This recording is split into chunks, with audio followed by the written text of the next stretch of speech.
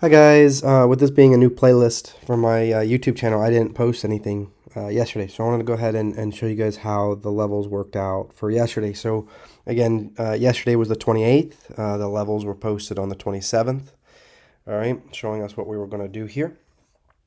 And I'm going to go to the time period that I was trading. I'll bring this along for the ride.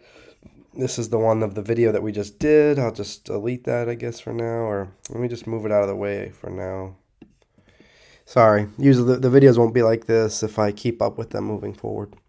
All right, so the market opened here at 9:30.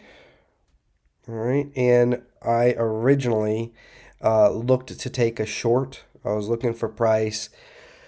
Price was up here, and I was looking for price to come back down and break this level and continue lower, as my original bias was a short. And we could see that that failed.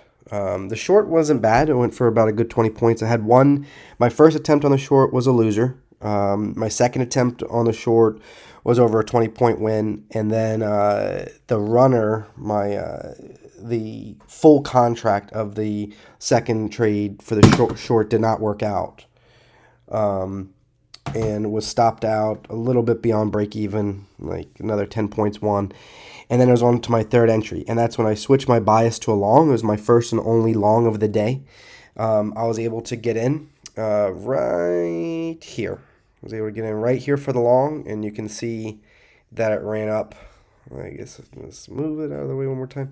And it ran up. It came real close to the TP, 11,650. So again, we had 11,250. If broken, we could see the 11,05. Well, as you can see, it did break down and it was not able to reach the expected area that I was hoping to really try to get it to.